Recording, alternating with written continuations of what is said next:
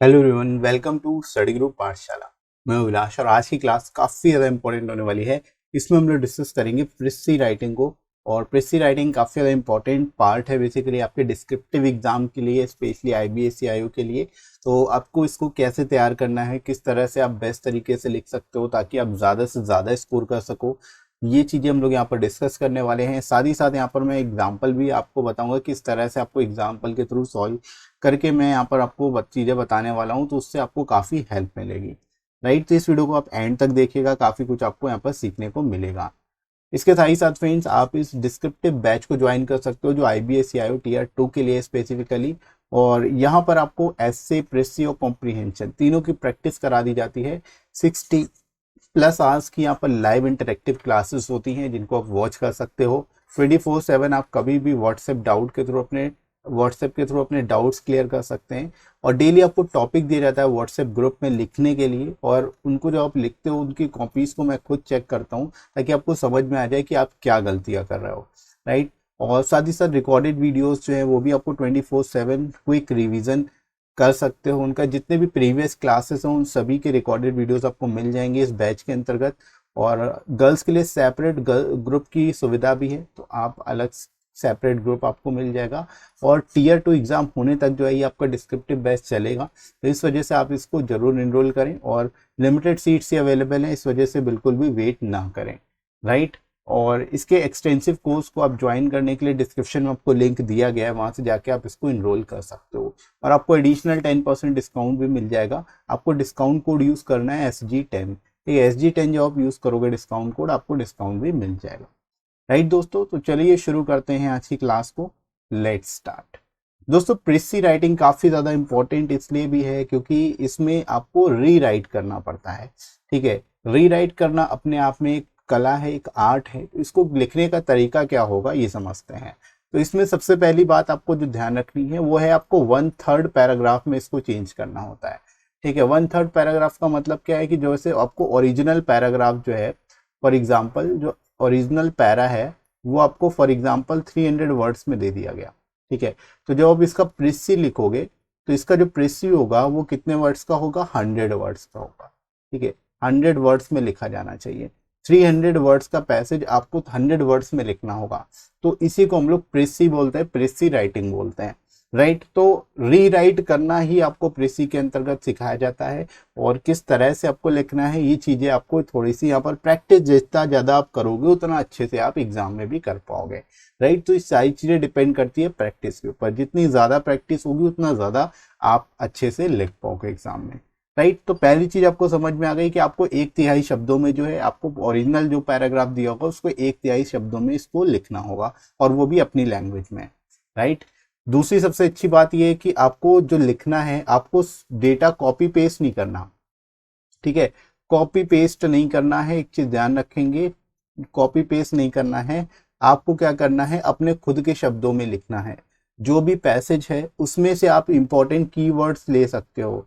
ठीक है, जो कीवर्ड्स हैं उनका उपयोग करके आप अपने शब्दों में उनको लिखोगे। यानी कि बिल्कुल भी ऐसा नहीं करना कि सेम टू सेम लाइन उठा के आपने कॉपी करके उसी को पेस्ट कर दी, उसी को लिख दिया आपने प्रेसी में, तो ऐसा बिल्कुल भी नहीं करेंगे। रीराइट करना है बेसिकली आपको, है ना। तो इस वजह से आपको अपने शब्दों में लिखना पड़ेगा, ओन वर्ड्स में होना चाहिए जो आप प्रेसी लिखोगे उसका। राइट, तो कॉपी पेस्ट बिल्कुल भी नहीं करना है, ये चीज ध्यान रखेंगे। इससे अगर आप करते हो तो उससे मार्क्स आपके कटेंगे। राइट, इसके अलावा जब आप लिखोगे अपने शब्दों में तो क्लैरिटी बहुत इंपॉर्टेंट है। ठीक है, मतलब जो भी पैसेज में दिया गया है वो स्पेसिफिक क्लियर होना चाहिए। और अपनी तरफ से आपको मनगढ़ंत कुछ नहीं लिखना है, जितना पैसेज में आपको दिया गया उसके हिसाब से ही उसको क्लियर मतलब सही तरीके से लिखना है, ताकि जो एग्जामिनर हैं उनको समझ में आ जाए कि आप क्या बोलना चाहते हो, क्या एक्सप्रेस करना चाहते हो। राइट, तो क्लैरिटी काफी ज्यादा इंपॉर्टेंट होती है प्रेसी में, तो ये चीज ध्यान रखेंगे। आपके शब्द जो होने चाहिए, जो आप वर्ड्स का यूज करोगे वो सिंपल वर्ड्स होने चाहिए, बहुत ज्यादा ऐसे वर्ड्स नहीं यूज करने जो एम्बिगुअस हो, मतलब जिनकी मल्टीपल मीनिंग हो। उससे क्या है, एग्जामिनर जो है कंफ्यूज हो सकते हैं। राइट, तो इस चीज का भी आप ध्यान रखेंगे।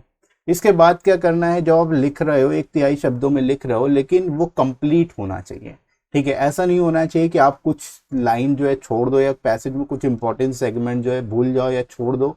शॉर्ट करने के चक्कर में, प्रिसाइज करने के चक्कर में ऐसा बिल्कुल भी नहीं करना है। आपको कंप्लीट जो भी पैराग्राफ में बातें बताई गई हैं उन पूरी ही बातों को आपको 1/3 शब्दों में लिख देना होता है, राइट। उसमें से कोई भी चीज आपको मिस नहीं करनी होती है, कोई भी इंपॉर्टेंट हिस्सा जो है पैराग्राफ का वो आपको मिस नहीं करना है, राइट। तो ये चीज आप लोग ध्यान रखेंगे कि जो आपका पैसेज होना चाहिए वो कैसा होना चाहिए, कंप्लीट होना चाहिए, राइट दोस्तों। इसके अलावा आपको मिस्टेक्स अवॉइड करनी है, जैसे कि लिखते समय ग्रामेटिकल मिस्टेक्स हो जाती हैं या टेंस से रिलेटेड मिस्टेक्स हो जाती हैं। तो ये चीज आप ध्यान रखोगे कि जब आप लिख रहे हो तो आप प्रॉपर सही तरीके से लिखोगे, एक्यूरेसी आपकी सही होनी चाहिए, और जहां तक हो सके आपको मिस्टेक्स अवॉइड करनी है, चाहे वो ग्रामेटिकल मिस्टेक्स हो या फिर पंक्चुएशन से रिलेटेड मिस्टेक्स हो, ठीक है। तो ये सभी आपको क्या करनी है, अवॉइड करनी है, राइट। इसके अलावा जब आप प्रेसी लिखते हो तो प्रेसी आपको भले ही कितने पैराग्राफ में आपको पैसेज दिया गया हो, लेकिन जब आप प्रेसी लिखोगे तो वो सिंगल पैराग्राफ में होना चाहिए, राइट। तो ट्राई आपको यही करना है कि जो आपका पैसेज होगा वो सिंगल पैराग्राफ में आप लिखोगे, ठीक है। ऐसा नहीं करना कि आप छोटे छोटे बहुत सारे पैराग्राफ बना रहे हो, ऐसा बिल्कुल भी नहीं करोगे। आपको एक सिंगल पैराग्राफ बनाना है जिसमें टोटल जो आपका पैराग्राफ, आपको एक्चुअल पैराग्राफ दिया गया उसी के हिसाब से आपको उसका प्रेसी लिख देना होता है, और वो सिंगल पैराग्राफ में रहेगा, ठीक है। तो ये बेसिक चीजें हैं प्रेसी के रिगार्डिंग जो आप सभी को पता होनी चाहिए, और इन चीजों का आप अच्छे तरीके से ध्यान भी रखोगे, राइट दोस्तों। तो इनका आपको अच्छे से ध्यान रखना है, इन चीजों को फॉलो करना है। इसके अलावा कुछ इंपॉर्टेंट रूल्स होते हैं प्रेसी राइटिंग के, जिसके थ्रू आप अच्छा प्रेसी लिख सकते हो। तो रूल्स हम लोग डिस्कस कर लेते हैं ताकि आप और अच्छे से एग्जाम में लिख पाओ। बेसिक चीजें तो आपको समझ में आ ही गई होंगी, राइट। तो पहला रूल आता है कि read the passage carefully. First of all आपको क्या करना है, जो भी आपको पैसेज दिया गया होगा उसको आपको क्या करना है, रीड करना है, ठीक है। उसको सबसे पहले रीड करोगे कि पैसेज में आपको दिया क्या हुआ है, पैसेज क्या बोल रहा है, ठीक है। जब आप रीड कर लोगे तो उसके बाद आपको डिसाइड करना होता है थीम, कि जो पैसेज है वो किस पर बेस्ड है, मतलब उसमें क्या बताया जा रहा है, कोई स्टोरी है, ठीक है, या फिर किसी चीज के बारे में कोई चीज नरेट की जा रही है, ठीक है, नरेट की जा रही है, या फिर कोई किसी तरह का क्रिटिसिज्म हो रहा है, ठीक है, या आलोचना की जा रही है। टॉपिक में बेसिकली आपको दिया क्या है, तो ये चीज आपको डिसाइड करनी होगी, आपको थीम डिसाइड करनी होगी पैसेज को रीड करके, ठीक है। तो सेकंड स्टेप यही होगा कि आपको थीम डिसाइड करनी है। उसके बाद आपको तीसरा काम क्या करना है, जब आपने समझ लिया कि थीम क्या है पैसेज की, उसके बाद आपको लिखना शुरू करना होगा, और अपने शब्दों में लिखना है, अपनी लैंग्वेज में लिखना है, और साथ ही साथ जो इंपॉर्टेंट कीवर्ड्स हैं वो उस पैसेज में, जो आपको पैसेज दिया गया है उन कीवर्ड्स का आप यूज जरूर करोगे, ठीक है। मतलब कीवर्ड्स का यूज कर सकते हो, लेकिन ऐसा नहीं करना है कि आप पूरी की पूरी जो लाइन है उसको ही कॉपी कर दो, पूरी पूरी लाइन कॉपी नहीं करनी है। इंपॉर्टेंट जो जो यहाँ पर कीवर्ड्स होंगे उनका आप उपयोग कर सकते हो, या फिर अपने तरीके से उनको यूज कर सकते हो, लिख सकते हो, राइट। तो ये चीज ध्यान रखना है, पहला काम आपको पैसेज को रीड करना है, उसके बाद थीम डिसाइड करना है, उसके बाद जो है वो आपके खुद की लैंग्वेज में होना चाहिए, और इंपॉर्टेंट कीवर्ड्स भी उसमें इंक्लूड होने चाहिए, राइट। इस चीज को आप ध्यान रखेंगे। इसके बाद अगली जो स्टेप आता है वो आपको देखना है कि एक्यूरेसी जो है वो आपकी ठीक है कि नहीं ठीक है, ठीक है। यानी कि जो आप लिख रहे हो उसमें किसी तरह की मिस्टेक्स तो नहीं है, ग्रामेटिकल मिस्टेक्स तो नहीं है, या उसमें पंक्चुएशन से रिलेटेड मिस्टेक्स तो नहीं है। ये चीज आपको क्रॉस चेक कर लेनी है जब आप लिखोगे, जब आप लिख रहे हो उसी समय आपको ध्यान रखना है, ये चीज माइंड में रखनी है। अगर ये चीज आपके माइंड में होगी तो आपसे गलतियां कम होगी, या फिर नहीं के ना के बराबर होंगी, राइट। तो एक्यूरेसी का भी आपको ध्यान रखना है जब आप प्रेसी लिखोगे। इसके अलावा एक बहुत ही इंपॉर्टेंट बात कि आपको डायरेक्ट स्पीच को अवॉइड करना है, कभी भी डायरेक्ट स्पीच में नहीं लिखना है, हमेशा इनडायरेक्ट स्पीच में लिखना है।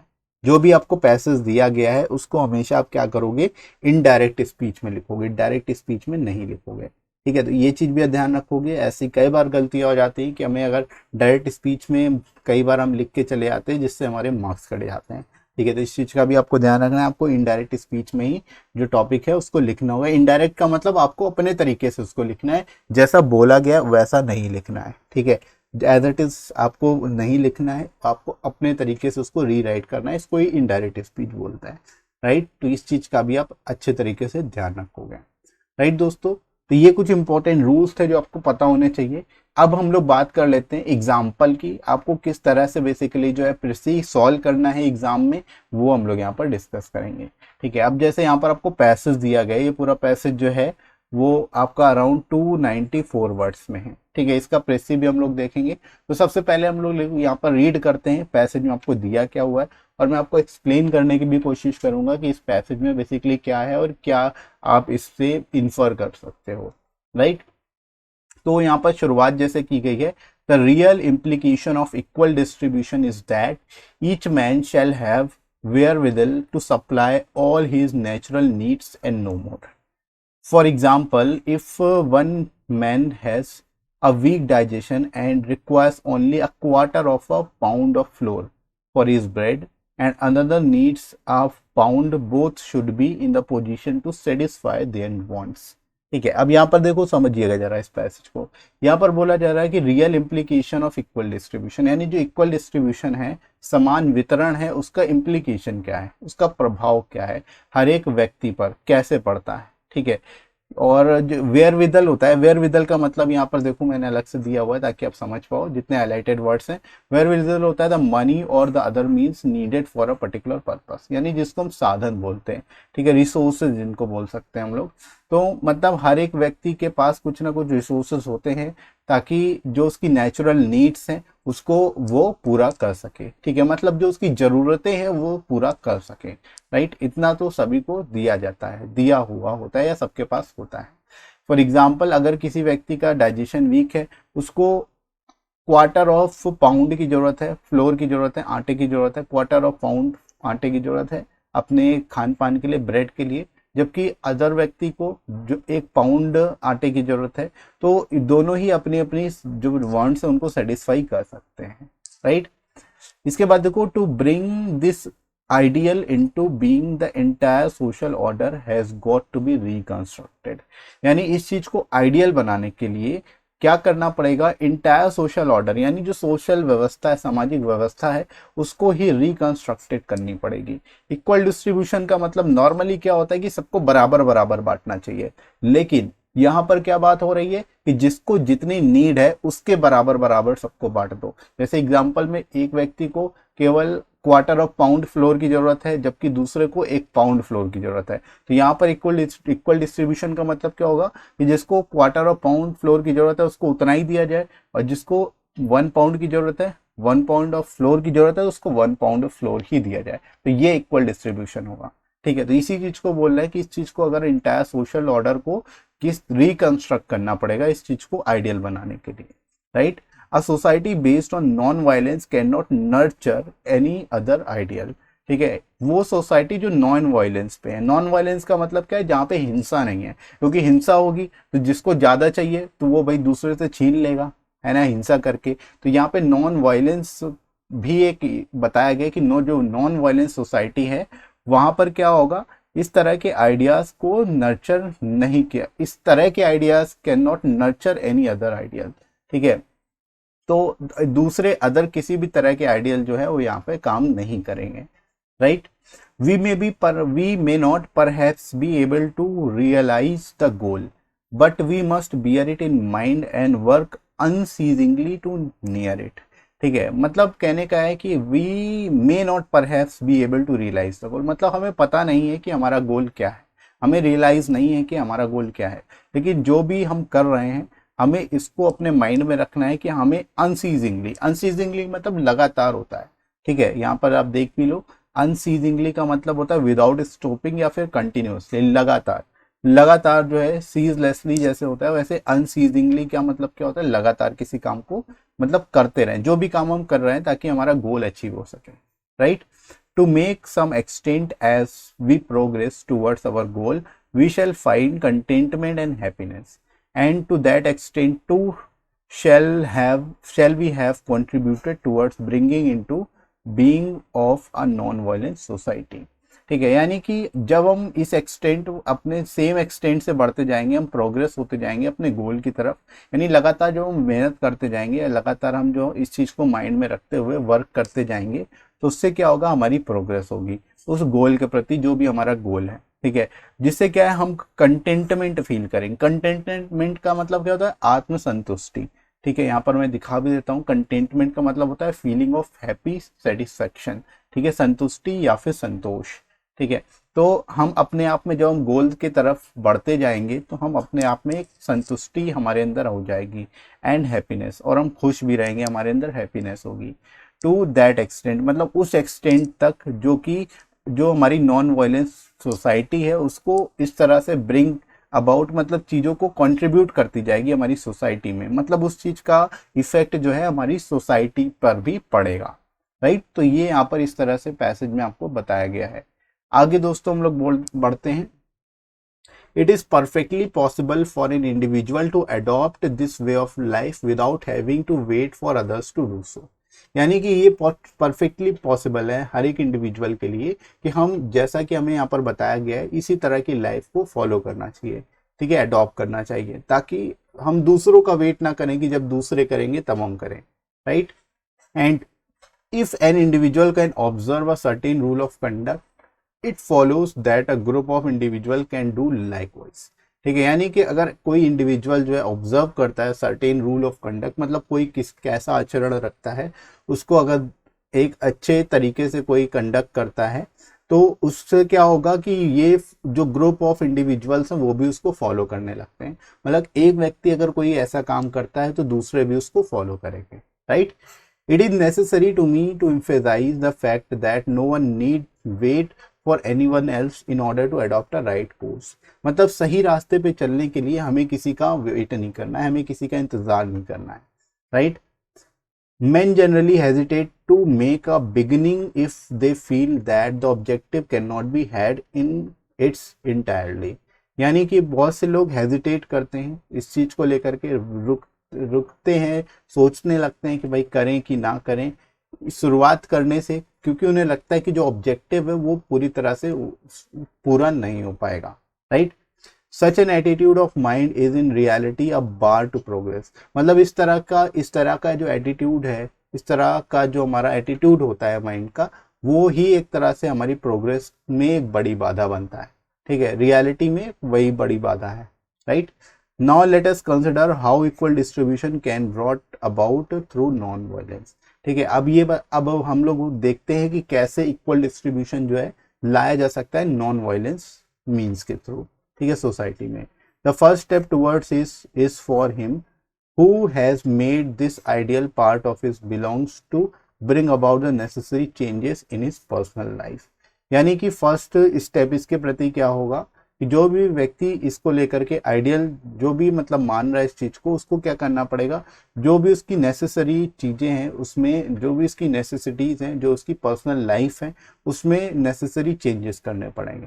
Right, he would reduce his wants to a minimum bearing in mind the poverty of India. ठीक है, मतलब उसको अपनी वांट्स को क्या करना पड़ेगा, रिड्यूस करना पड़ेगा, कम करना पड़ेगा, ये सोच के, ये चीज माइंड में रखते हुए कि पॉवर्टी है इंडिया में, मतलब इंडिया में गरीबी है। राइट, तो ये इस तरह से दोस्तों आपको एक पैसेज दिया गया है और ये जो पैसेज है 294 वर्ड्स में पूरा है। ठीक है, अब इसको प्रेसी लिखना कैसे, किस तरह से लिखना है, ये हम लोग डिस्कस करेंगे। ठीक है, उससे पहले आप सभी एक बार वीडियो को पॉज करिए और खुद से इसकी थीम डिसाइड करिए। ठीक है, और थीम डिसाइड करके आप कमेंट सेक्शन में बताइए कि इसकी थीम क्या होनी चाहिए और इसका टाइटल क्या होना चाहिए। ठीक है, टाइटल जो है आप सभी को कमेंट सेक्शन में बताना है वीडियो को पॉज करके। राइट, तो आई होप आप लोगों ने सभी ने ट्राई किया होगा इस चीज को और कमेंट सेक्शन में जरूर बताइए। आगे हम लोग बढ़ते हैं दोस्तों, देखते हैं कैसे आपको इसका प्रेसी लिखना है। तो टाइटल दोस्तों क्या हो जाएगा इसका, the ideal society of non violent. ठीक है, आइडियल सोसाइटी नॉन वायलेंट, ये हो जाएगा यहाँ पर टाइटल। ठीक है, जो कि काफी रेलिवेंट और टू द पॉइंट है। प्रेसी कैसे लिखना है ये समझिए। अब देखो टोटल जो शब्द थे यहाँ पर 294 वर्ड्स थे, यानी अराउंड 300 वर्ड्स थे, तो आपको इसका प्रेसी अराउंड 100 वर्ड्स में लिखना है, तो ये 99 वर्ड्स में। ठीक है, तो लिखना कैसे है देखो, equal distribution means that everyone should be just able to meet their essential needs and no more. ठीक है, जैसे कि पहला पैराग्राफ में ही दिया गया था, इक्वल डिस्ट्रीब्यूशन का मतलब क्या है कि everyone should be just able to meet their essential need, मतलब जितनी उस व्यक्ति की जरूरतें हैं वो उसको पूरा कर दे, वही इक्वल डिस्ट्रीब्यूशन ऑफ मीन्स का मतलब है। ठीक है, इसके अधिक कुछ नहीं है। Even if their needs are different. ठीक है, जबकि उनकी नीड्स जो है वो डिफरेंट, जैसे कि एग्जांपल दिया गया था, एक को 1/4 यानी एक 1/4 पाउंड की जरूरत थी, जबकि एक को 1 पाउंड ऑफ फ्लोर की जरूरत थी। राइट, डिफरेंट डिफरेंट नीड्स हैं, जस्ट अपनी नीड्स को पूरा करना ही इक्वल डिस्ट्रीब्यूशन है, right. This is a possible and ideal situation in a non violent society. ठीक है, ये एक पॉसिबल और आइडियल सिचुएशन होगी नॉन वायलेंट सोसाइटी में। Although such a society difficult to achieve, है ना, हालांकि इस तरह की सोसाइटी को अचीव करना, फुल्ली अचीव करना थोड़ा सा डिफिकल्ट होगा।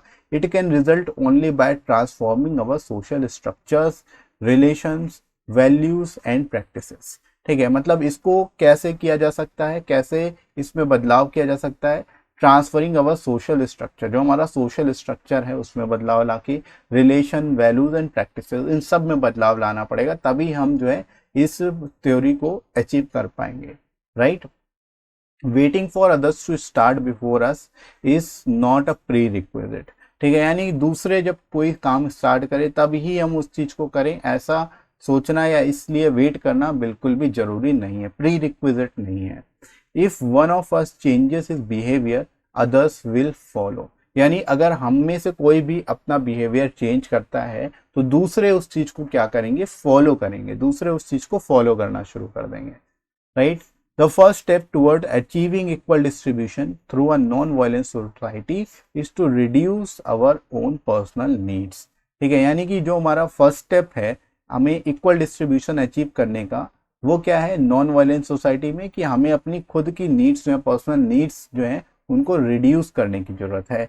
Remembering that India is poor, ये ध्यान में रखते हुए कि इंडिया जो है पुअर कंट्री है। ठीक है, तो इस तरह से दोस्तों आप इसको बेस्ट तरीके से लिख सकते हो, और आई होप आपको समझ आ गया होगा कैसे लिखना है, किस तरह से इसको आप बेस्ट तरीके से लिखोगे, राइट। तो इसी तरह से आप इसको लिखिए और प्रिपेयर करिए, प्रैक्टिस करिए, ज़्यादा से ज़्यादा प्रैक्टिस करिए, ताकि आप एग्जाम में इसी तरह से बेस्ट तरीके से लिख पाओ, राइट फ्रेंड्स। और प्रैक्टिस अच्छे से करने के लिए आप डिस्क्रिप्टिव बैच को जरूर ज्वाइन कर लेना, ताकि आपकी प्रैक्टिस और बेहतर तरीके से हो जाए, राइट। इसके साथ ही साथ फ्रेंड्स आप इन बुक्स को ले सकते हो जो आपको एसए और प्रेसी राइटिंग दोनों के लिए मिल जाएगी। प्रेसी के आपको 60+ सेट्स मिल जाते हैं यहाँ पे, जिनको आप प्रिपेयर कर सकते हो अच्छे से, और 100+ आपको एसेज के टॉपिक मिल जाते हैं जो विद इन वर्ड लिमिट आपको कवर कराया गया। अराउंड 400 वर्ड्स में सारे एसेज कराए गए हैं इस बुक में आपको, राइट। तो आपको अलग से कुछ प्रिपेयर करने की जरूरत नहीं पड़ेगी। आपको लेटेस्ट पैटर्न पर सारे टॉपिक्स मिल जाएंगे, सारे इंपॉर्टेंट जितने भी सिक्योरिटी रिलेटेड इश्यूज हैं वो सब टॉपिक्स इनमें इंक्लूड किए गए हैं, राइट। और लोएस्ट कॉस्ट में आपको ये बुक्स मिल जाएंगी, एडिशनल 30% डिस्काउंट भी मिल जाएगा। तो डिस्क्रिप्शन में दोस्तों लिंक दिया गया है, वहां से जाके आप डिस्काउंटेड रेट्स पे इन बुक्स को ले सकते हो और अपनी प्रिपरेशन को और बेहतर तरीके से कर सकते हो, राइट फ्रेंड्स। इसके साथ ही साथ फ्रेंड्स आप मुझे टेलीग्राम पर ही फॉलो कर सकते हो, यहाँ पर आपको सारे इंपॉर्टेंट पीडीएफ्स और क्लासेस की नोटिफिकेशन मिल जाती है, राइट। तो डिस्क्रिप्शन में आपको लिंक दिया गया है, वहां से आप टेलीग्राम भी ज्वाइन कर सकते हो। साथ ही साथ ये वीडियो आपको कैसा लगा कमेंट करके जरूर बताइएगा। वीडियो हेल्पफुल लगा तो लाइक करेगा, इस वीडियो को शेयर करेगा अपने सभी दोस्तों में, और सब्सक्राइब कर लीजिए इस चैनल को अगर आप में से कोई नया है तो, राइट फ्रेंड्स। तो अभी के लिए इतना ही, नेक्स्ट मिलते हैं अगली क्लास में। Thanks for watching.